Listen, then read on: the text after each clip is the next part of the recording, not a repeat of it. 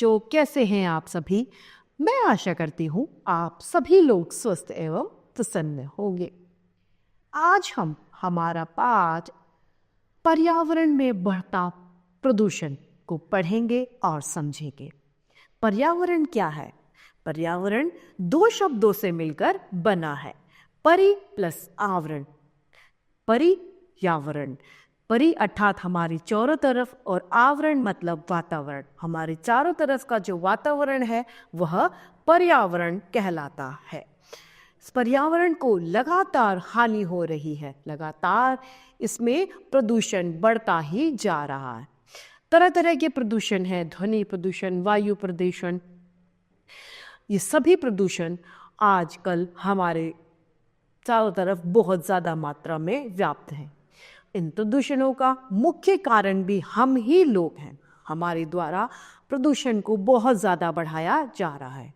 तो आइए इस पर्यावरण प्रदूषण को इस पाठ के माध्यम से और विस्तार से जानते और समझते हैं। ये है हमारा पाठ 2, पर्यावरण में बढ़ता प्रदूषण। हम सभी जानते हैं कि धरती पर जीवन प्रकृति संतुलन से ही संभव हो सकता है। प्रकृति में संतुलन होना अपने आप में एक बहुत बड़ी बात है। धरती वनस्पतियों से पूरी तरह न ढक जाए, इसलिए यहाँ घास खाने वाले जानवर भी पर्याप्त संख्या में है। ऐसा नहीं है कि सारी धरती पर घास ही घास हो जाए, तो घास खाने वाले जानवर भी प्रकृति ने हमें दिए हैं जो घास को खाते हैं। और इन जानवरों की संख्या ज़्यादा अधिक न हो जाए, इसलिए हिंसक जीव भी हैं जो इन घास खाने वाले जानवरों को खा जाते हैं। इस प्रकार प्रकृति में वनस्पति, जीव जंतु आदि का अनुपात संतुलित और नियंत्रित बना रहता है। एक बैलेंस दोनों में मेंटेन होता है। वो किस तरीके से? जीव जंतु घास को खाते हैं, घास खाने वाले जीवों की संख्या ज़्यादा न बन जाए, इसीलिए मांसाहारी जीव भी उपलब्ध हैं।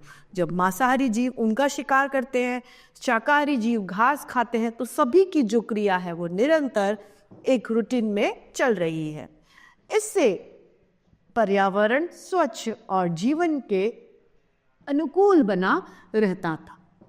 परंतु आज मनुष्य ने प्रकृति का संतुलन बिगाड़ दिया है। किसने बिगाड़ा है?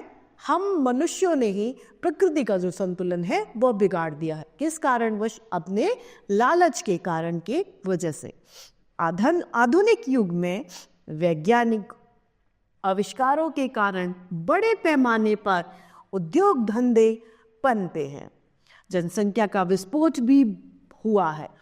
अब वैज्ञानिकों ने जो आविष्कार कर लिए हैं उनकी वजह से तरह तरह के नए नए उद्योग धंधे आजकल शुरू हो गए हैं, जिसके माध्यम से कल कारखानों का निर्माण ज़्यादा हो गए। उनसे निकले गंदे पदार्थों की वजह से बहुत ज़्यादा प्रदूषण फैल रहा है। दूसरे नंबर पर जनसंख्या विस्फोट, अर्थात जनसंख्या जो निरंतर बढ़ती जा रही है, उस बढ़ती हुई जनसंख्या की वजह से लगातार प्रदूषण बढ़ता जा रहा है।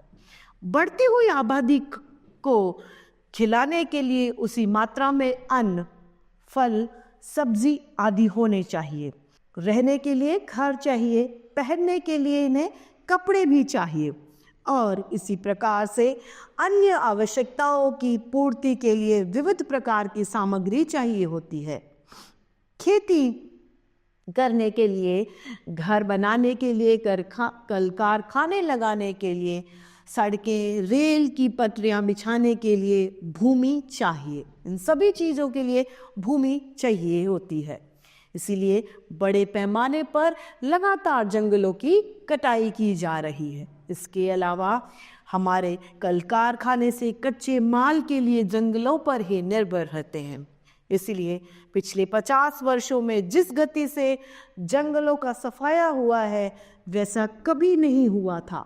उद्योगों से पेड़ कटने की गति तो खूब बढ़ी, किंतु उतनी ही गति से कटे हुए पेड़ों की जगह नए पेड़ उगाने का प्रयत्न नहीं किया गया। यह तो ऐसा होता कि आप जितने पेड़ काट रहे हैं उसने पेड़ आप लगा देते, लेकिन ऐसा नहीं, सिर्फ पेड़ों की कटाई को मुख्य उद्देश्य बनाया रखा गया। उसके विपरीत पेड़ों को लगाने का किसी ने नहीं सोचा। बढ़ती हुई आबादी के खिलाने के लिए खेतों को रासायनिक उर्वरक चाहिए और पौधों को कीटाणु हानि ना पहुंचाए, इसलिए कीटनाशक दवाइयां भी। उन उर्वरकों और कीटनाशक दवाइयों के कारण मिट्टी भी प्रदूषित होती जा रही है। अब किसान फसलों में इतनी ज़्यादा दवाइयाँ लगा रहा है कि उसकी मिट्टी भी प्रदूषित लगातार होती ही जा रही है। बड़े बड़े उद्योग धंधों और बढ़ती हुई आबादी के कारण बड़े बड़े नगर बस गए हैं।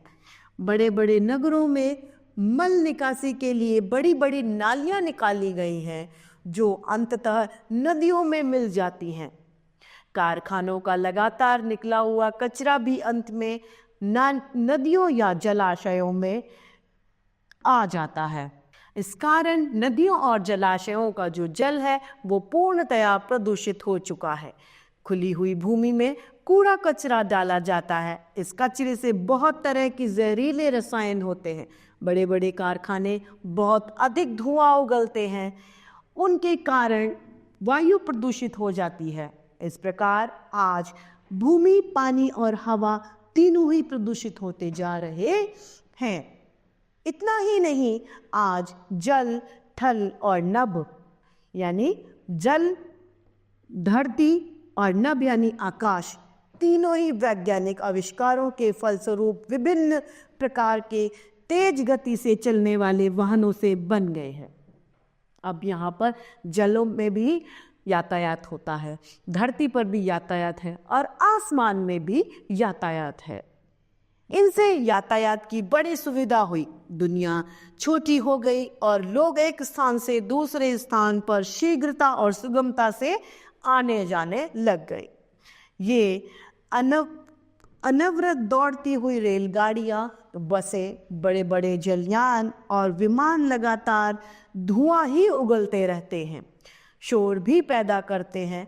इससे वायु प्रदूषण के साथ साथ ध्वनि प्रदूषण का भी खतरा बढ़ता जा रहा है। अब जो हवाई जहाज चलते हैं, टेक ऑफ के समय, लैंडिंग के समय बहुत ज़्यादा ध्वनि करते हैं, उससे वायु प्रदूषण हो रहा है।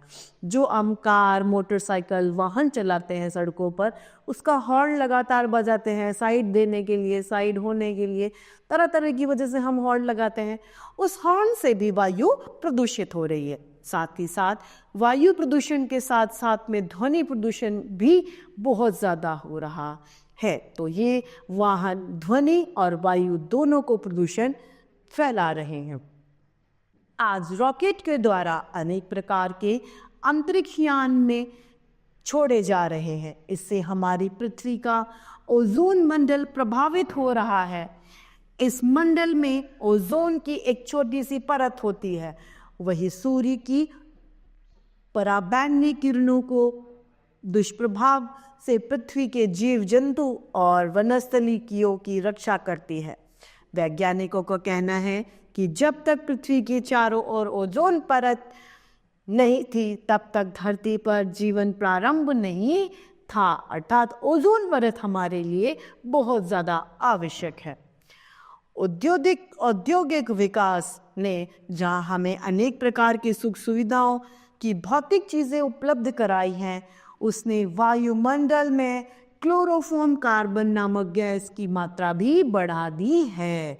जहाँ सुख सुविधा बढ़ी है वहाँ पर क्लोरोफॉर्म भी बढ़ गया है।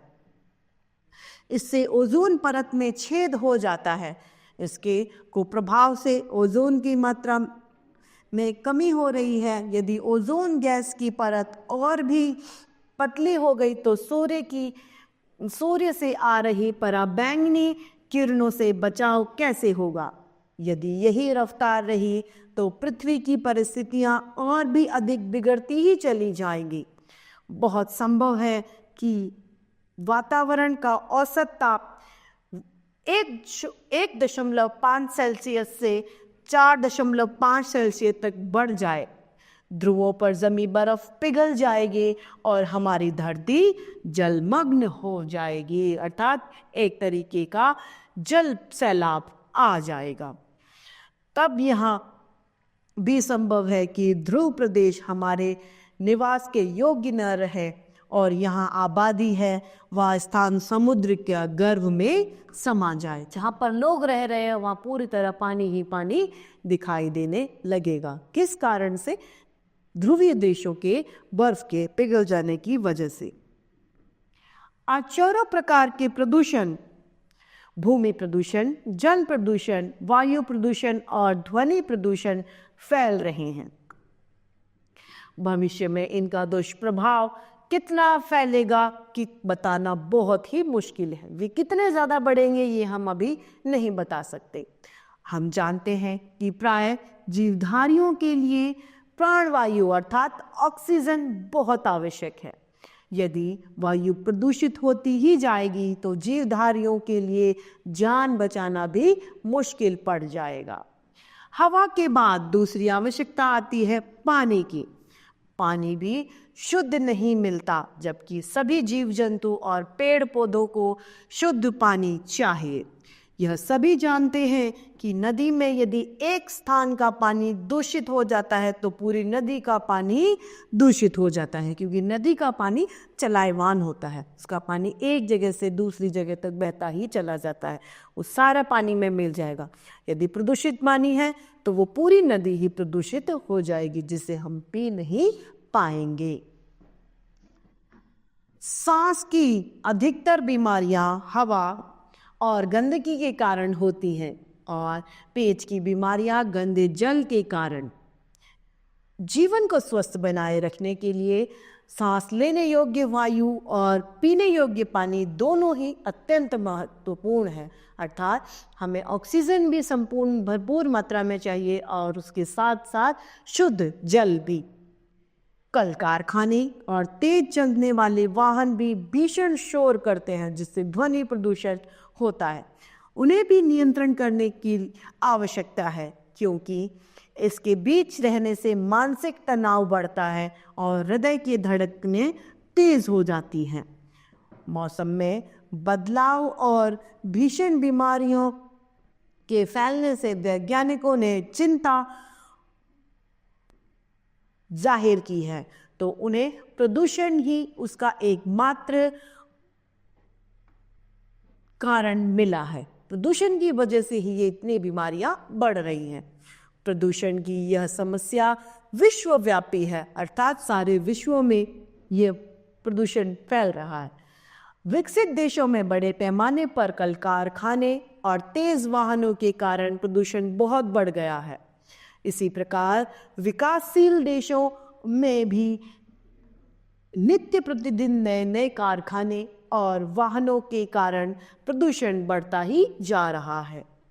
इसीलिए विश्व के सभी देश मिलजुल कर प्रयत्न कर रहे हैं कि जितनी जल्दी हो सके उतनी जल्दी प्रदूषण पर नियंत्रण पाया जा सके। बढ़ते हुए प्रदूषण पर नियंत्रण पाने का मतलब यह कदापि नहीं है कि कल कारखाने बंद कर दिए जाएं, यातायात के साधनों का उपयोग न करें और पाषाण युग में लौट जाएं, अर्थात पुराने युग में लौट जाएं। विज्ञान के चमत्कारों और प्रौद्योगिकी की करामातों को ताक पर रख दे। ऐसा नहीं है कि वाहनों को ही नहीं चलाए, किसी भी तरीके की फैक्ट्रीज हैं वो सब बंद कर दी जाएं, ऐसा नहीं होना चाहिए। ऐसा होने से हमारे देश की अर्थव्यवस्था पर बहुत बड़ा प्रभाव पड़ेगा। वास्तव में समस्या का हल निरंतर हो रहे विकास को रोकने से नहीं, बल्कि युक्तिसंगत समाधान खोजने में है। इसके लिए हम प्रकृति से तालमेल बनाकर रखें, अपनी धरती को हरा भरा बनाए रखें। यह प्रयास करें कि प्रकृति का भंडार भरा हुआ रहे। ज़्यादा से ज़्यादा पेड़ पौधों को लगाएं। हमारा पर्यावरण हमारी रक्षा कवच है। यह हमें प्रकृति से विरासत में मिला है, अर्थात हमें विरासत में हमें ये प्राप्त हुआ है। यह हम सबका पालन करता और जीवन साधार है। वस्तुतः पर्यावरण रक्षण भारतीय संस्कृति से जुड़ा है। पेड़ पौधे और जानवर हमारे मित्र हैं। बहुत सारे पेड़ पौधों की भारतीय संस्कृति में पूजा की जाती है। बड़े बड़े बाग बगीचों, पार्कों का शहर का फेफड़ा कहा जाता है। शहर का फेफड़ा किसे कहा जाता है? पार्कों को। हमारी संस्कृति में पेड़ लगाना पुण्य का कार्य माना जाता है। पीपल, नीम, बरगद, आम, जामुन, आंवला जैसे उपयोगी वृक्षों के रोपण से महान धार्मिक कृत्य माना जाता है। ये कार्य प्रकृति एवं पर्यावरण के प्रति हमारी आस्था को प्रकट करते हैं। इन कार्यों से हमें अच्छे संस्कार मिलते हैं। शिक्षा का सही लाभ तभी होता है जब हम अच्छे संस्कारों को बनाए रखेंगे। पर्यावरण प्रदूषण को रोकने के लिए सबसे अधिक आवश्यकता इस बात की है कि प्रदूषण कार्यों को रोका जाए। सरकारी स्तर पर इस दिशा में अनेक कदम उठाए जा रहे हैं। इसके अतिरिक्त पर्यावरण प्रदूषण को रोकने में हम स्वयं भी सहयोग दे सकते हैं। हम गंदगी न फैलाएं और दूसरा यह जहाँ गंदगी हो उसे साफ करने में हम सहयोग दें। अपना घर, आस पड़ोस और विद्यालय परिवेश को साफ सुथरा रखें। जहाँ भी हमें कूड़ा कचरा दिखे उसे कहीं भी न फेंक दे। वृक्षों की टहनियों को न काटें, साथ ही अधिक से अधिक वृक्षों को लगाएं। वृक्ष की संख्या भी बढ़ेगी और वन महोत्सव के उद्देश्य भी पूरे होंगे। हम पेड़ भी लगा देंगे और सरकारी जो कार्य है वह भी पूरा होगा। एक पंथ दो काज। इसी उद्देश्य के साथ हम संकल्प कर ले कि अपने जन्मदिन पर अथवा किसी अन्य शुभ अवसर पर हम एक वृक्ष जरूर लगाएंगे। एक पेड़ हमें जरूर लगाना है। किस लिए? पर्यावरण प्रदूषण को रोकने के लिए। प्रदूषण को रोकना ऐसा नहीं है कि हम हाथ लगा के प्रदूषण को रोक देंगे, नहीं। पर्यावरण प्रदूषण तब रोका जा सकता है हमें निरंतर पेड़ों की जो कटाई है, जो अनावश्यक कटाई की जा रही है, हम अपने लालच की वजह से जो कटाई कर रहे हैं उसे रोका जाए। यद्यपि किसी कारणवश हमें पेड़ काटना पड़ रहा है तो उस पेड़ की जगह हमें एक की जगह 2 वृक्ष लगाने चाहिए। अब है इस पाठ की समाप्ति पर इसके शब्दार्थ। हिंस मतलब हिंसक, विविध अर्थात अनेक, अनवरत मतलब लगातार, जलमग्न यानी जल में डूबा हुआ, विरासत अर्थात धरोहर, परिवेश मतलब आबादी, जनसंख्या अर्थात आबादी, जलाशय मतलब तालाब, जलयान यानी पानी के जहाज, एकमात्र यानी अकेला, कृत्य अर्थात कार्य, विश्वव्यापी अर्थात सारे विश्व में फैला हुआ, विस्फोट अर्थात धमाका, सुगमता यानी आसानी से, दुष्प्रभाव अर्थात बुरे प्रभाव, सलोनी अर्थात आकर्षक, प्रदूषण अर्थात प्रदूषण बढ़ाने वाला, कीटनाशी अर्थात कीड़े मकोड़ों को नाश करने वाला। अब है अभ्यास कार्य। अभ्यास कार्य में पहला प्रश्न मौखिक है जिसमें क, पहले प्रकृति संतुलन कैसे बना रखता था? प्राकृतिक संतुलन, जब प्रकृति ने प्रचुर मात्रा में घास दी थी तो उनको खाने के लिए शाकाहारी जीव दिए थे जो उस घास को खाते थे, और उस घास को खाने वाले जीवों के लिए हिंसक जीव दिए थे जो उन जीवों की संख्या को संतुलित बनाए रखते थे। अतः प्रकृति का संतुलन बना रहता था। हाँ, जनसंख्या का भी विस्फोट हुआ है। लेखक ने ऐसा क्यों कहा है? जनसंख्या का भी विस्फोट हुआ है अर्थात जनसंख्या एक साथ लगातार बढ़ती ही जा रही है। कितने ही उपाय जनसंख्या रोकथाम के लिए बनाए गए लेकिन वे असरदार नजर नहीं आ रहे हैं। ग, मनुष्य को जंगल काटने की आवश्यकता क्यों पड़ी है? आबादी के लगातार बढ़ने की वजह से उस आबादी को रहने के लिए, खेती के लिए, जल के लिए, यातायात के लिए सभी तरीके से भूमि की जरूरत पड़ रही है, अतः वह लगातार वनों को काट रहा है। घ, मिट्टी क्यों प्रदूषित हो रही है? जनसंख्या वृद्धि की वजह से किसान को ज़्यादा फसल चाहिए, उस ज़्यादा फसल के लिए वह लगातार कीटनाशक दवाइयों का प्रयोग कर रहा है, रसायनों का प्रयोग कर रहा है, जिससे मिट्टी लगातार प्रदूषित होती जा रही है। प्रश्न पहला क, इस निबंध में कौन कौन से प्रदूषण बताए गए हैं? इस निबंध में ध्वनि प्रदूषण, वायु प्रदूषण, जल प्रदूषण को बताया गया है। ख, तेज गति के वाहन से क्या लाभ है? तेज गति के वाहन से मनुष्य एक स्थान से दूसरे स्थान से कम समय में एकदम सुगमता से पहुंच जाता है। ग, किन वृक्षों को रोपना धार्मिक कर्तव्य माना गया है? वृक्षों में आम, पीपल, जामुन, आंवला आदि को रोपना धार्मिक कर्तव्य माना गया है। घ, पर्यावरण प्रदूषण को रोकने के लिए कौन सा काम सबसे जरूरी है? पर्यावरण प्रदूषण को रोकने के लिए वृक्षारोपण करना सबसे जरूरी है। ड, यदि प्रदूषण इसी प्रकार बढ़ता रहा तो क्या हानि हो सकती है? यदि प्रदूषण इसी तरीके से बढ़ता रहा तो हमारी ओजोन परत में छेद हो जाएगा, जिसके फलस्वरूप ग्लेशियर्स पिघल जाएंगे और ग्लेशियर्स के पिघल जाने की वजह से यह धरती जलमग्न हो जाएगी। प्रश्न तीसरा है, रिक्त स्थानों की पूर्ति कीजिए। क, धरती पर जीवन रिक्त स्थान से ही संभव हो सकता है। किससे? प्राणवायु से।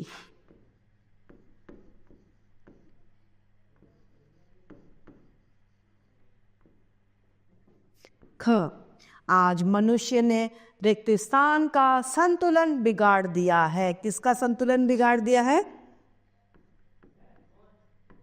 प्रकृति का। ग, सांसों की अधिकतर रिक्त स्थान हवा और गंदगी के कारण होती है। सांसों की अधिकतर बीमारियां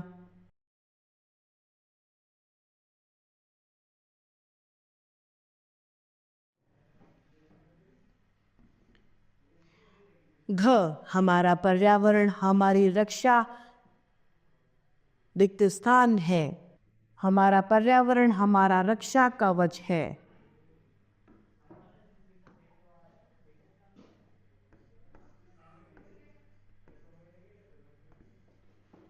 ड, हमारी संस्कृति में पेड़ लगाना पुण्य का कार्य माना जाता है।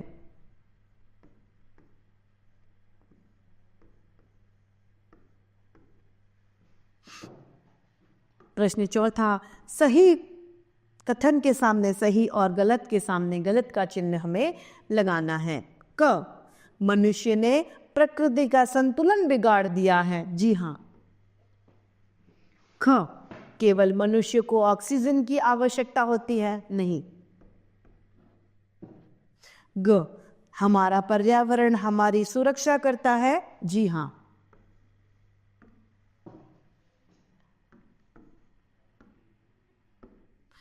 हमें अपने आसपास सफाई करनी है। जी हाँ। ड, प्रदूषण कार्यों को रोककर पर्यावरण प्रदूषण से को रोका जा सकता है। नहीं। बहुविकल्पीय प्रश्न, सही के सामने सही का चिन्ह लगाना है। पहला, ओजोन परत का हमारे लिए क्या महत्व है? यह सूरज की पराबैंगनी किरणों से जीव जंतु और वनस्पतियों की रक्षा करती है। यह सूरज की पराबैंगनी किरणों से समुद्र के पानी की रक्षा करती है। यह सूरज की पराबैंगनी किरणों से पहाड़ों की रक्षा करती है, या इनमें से कोई नहीं। क, दूसरा, सांस की अधिकतर बीमारियां किस कारण होती है? गंदे पानी के कारण, तेज शोर के कारण, हवा और गंदगी के कारण, या उपयुक्त सभी हवा और गंदगी के कारण। तीसरा, कल कारखानों और तेज वाहनों का पर्यावरण पर क्या प्रभाव पड़ता है।